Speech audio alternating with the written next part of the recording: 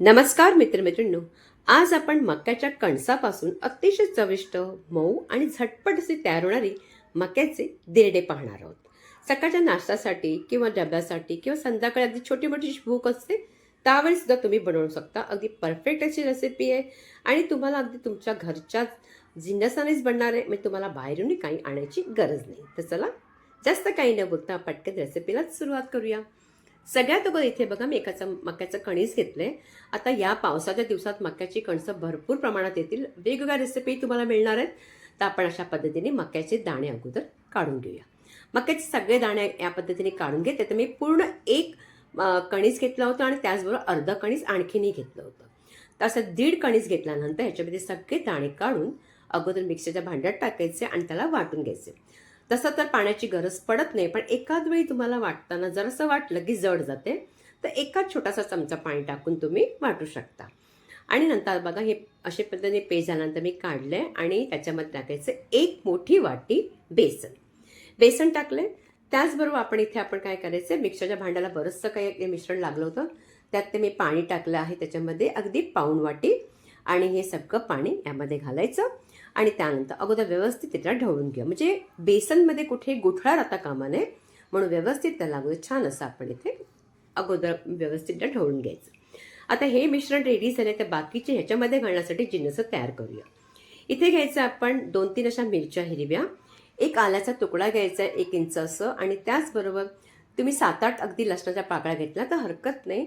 त्यात जरासं मीठ घाला आणि पाणी हलकंसं घालून वाटून ते मिश्रण आपण यात घालायचं, म्हणजे लसूण आलं मिरचीची पेस्ट घालायची. केलेली असेल तर तुम्हाला आणखीन सोपं जाईल.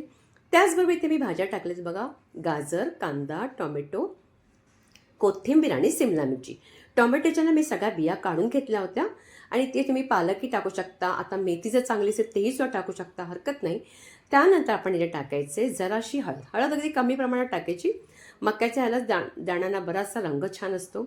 जिरं टाकायचे, त्याचबरोबर इथे टाकायचे थोडीशी कढीपत्त्याची पानं इथे मी कापून टाकलेली आहेत आणि हलकंसं अगदी अर्धा चमचासं काळी मिरीची पूड, चवीपुरतं मीठ टाकायचं आणि सगळं मिश्रण व्यवस्थितरित्या ढवळून घ्या.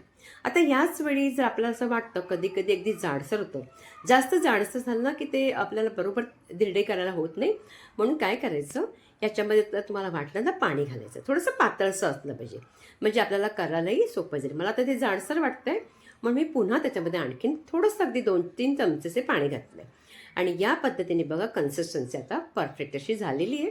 आता आपण काय करूया, याबरोबर खाण्यासाठी इथे मी चटणीही बनवली अगदी वेगळ्याच पद्धतीची, थोडीशी कोथिंबीर, पुदिना आणि टोमॅटोची, आणि त्याचबरोबर दही घालणार आहे. इथे घ्यायची आपण कोथिंबीर, त्याचबरोबर पुदिनाची पानं जास्त प्रमाणात घ्या. तसंच घालायचं आहे टोमॅटो, इथे घालायचे.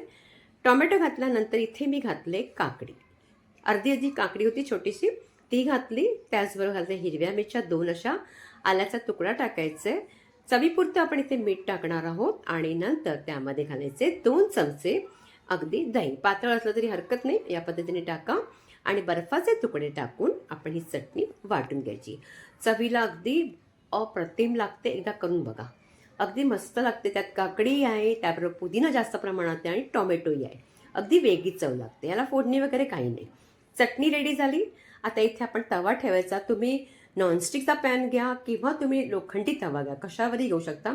आता इथे मात्र मी तेल किंवा तुपाचा न वापर करता इथे माझ्याकडे ऑलिव्ह ऑइल होतं, मी तेच घातलेलं. थोडंसं ब्रशने अशा पद्धतीने त्याला फिरून घेतलं. नंतर आपण हे धिरडे पूर्णपणे तव्यावरती घालायचं. आता हे याच्यामध्ये भाज्या असल्यामुळे थोडं पसरवताना थोडासा त्रास झाला आहे मला, पण काही हरकत नाही. थोडंसं अशा पद्धतीने घालून आपण पळीने त्याला जरासं फिरून घेऊया, म्हणजे काहीच होणार नाही. आता इथे केल्यानंतर ह्याला मात्र थोडासा वेळ द्यायचा आणि बाजूनी हवं असताना तुम्ही थोडंसं तेल त्याच्यामध्ये टाकू शकता. मी काय केलं, थोडंसं तेल पुन्हा त्याच्यामध्ये जरासं टाकलं, म्हणजे आपोआप त्याला वेळ दिल्यानंतर ते उलट होताना आपल्याला त्रास बिलकुल होणार नाही. मात्र लगेच काढायचं नाही, लगेच काढलं तर मात्र तुटू शकतो, बरोबर राहणार नाही, कच्चं राहील. पण वेळ द्यायचा, अगदी व्यवस्थित होऊ द्या, तोपर्यंत दुसरी कामं तुम्ही उरकू शकतात.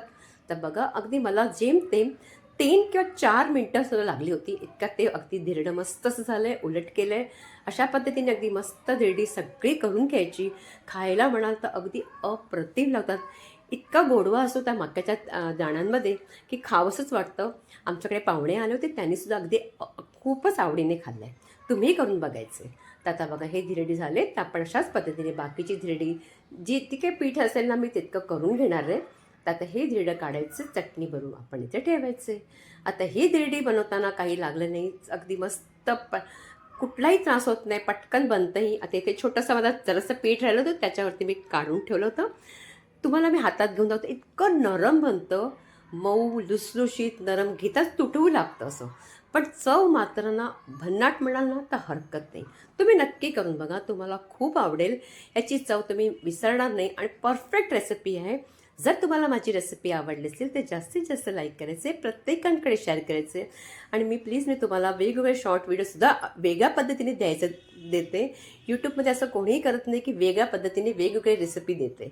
तर नक्की पाहायचं आहे आणि त्याचबरोबर पुन्हा भेटायचं आहे आपण एका छानशा आणखीन एक रेसिपीबरोबर.